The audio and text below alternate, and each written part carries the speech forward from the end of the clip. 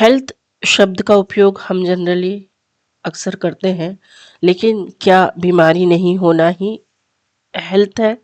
यानी अगर हमें कोई बीमारी नहीं है तो हम हेल्दी हैं? चलिए जानते हैं डब्ल्यूएचओ की एक डेफिनेशन के अनुसार health is a dynamic state of physical, mental and social well-being rather than merely the absence of disease।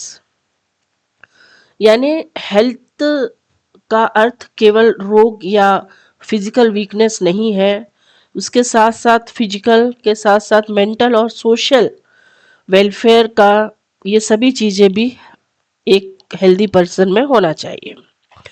तो जो फिजिकल हेल्थ है उसमें हम देखते हैं कि जो फिजिकल हेल्थ यानी हमारे बॉडी का हर एक ऑर्गन प्रॉपरली वर्क कर रहा है, एडिक्वेट एनर्जी है हमारी बॉडी में, और कोई डिसीज नहीं है, और फिजिकल कोई पेन नहीं है, तो फिजिकल जो हेल्थ है वो हमारी ठीक है। हाँ, लेकिन इसको मेंटेन करने के लिए हमें balance diet, exercise, adequate sleep, ये सब हो लेना ज़रूरी है, तभी हम अपने फिजिकल हेल्थ को नॉर्मल बना के रख सकते हैं। नेक्स्ट है मेंटल हेल्थ। मेंटल हेल्थ का मतलब इमोशनली बैलेंस और स्ट्रेस फ्री लाइफ होना है। इसके तहत व्यक्ति अपनी क्षमताओं को समझ सकता है और जीवन के सामान्य तनावों को का सामना कर सकता है, साथ साथ पॉजिटिव एटीट्यूड भी यानी सकारात्मक दृष्टिकोण बनाए रखता है। नेक्स्ट है सोशल हेल्थ। सोशल हेल्थ में इसका संबंध हमारे सोशल एनवायरनमेंट से है।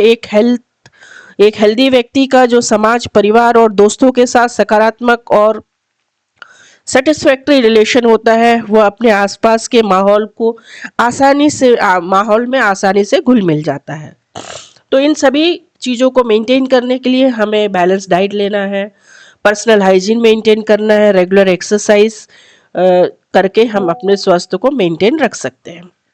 इसके साथ साथ प्राचीन काल से ही योगा के द्वारा फिजिकल और मेंटल हेल्थ को ठीक रखा जाता था।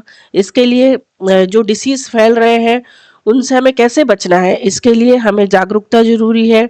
जो इन्फेक्शियस डिसीज है इसके अगेंस्ट वैक्सीनेशन के बारे में नॉलेज होना चाहिए, कचरे का उचित निपटान होना चाहिए, जो रोग वाहक है उनका नियंत्रण होना चाहिए, भोजन और जल स्वच्छ होना चाहिए जो हम लेते हैं। इस तरीके से हम हेल्दी रह सकते हैं। जो रोग हैं ये इनके दो मुख्य समूह हैं। पहला तो है इन्फेक्शियस डिसीज और दूसरा है नॉन इन्फेक्शियस डिसीज।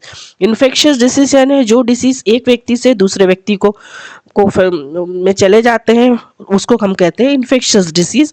और नॉन इन्फेक्शियस डिसीज यानी वो डिसीज जो कि एक व्यक्ति से दूसरे व्यक्ति तक में नहीं फैलते हैं।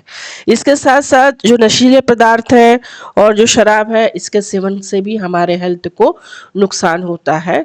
तो एक हेल्दी व्यक्ति को अपना फिजिकल हेल्थ, मेंटल हेल्थ और सोशल हेल्थ तीनों मेंटेन करके रखना होता है।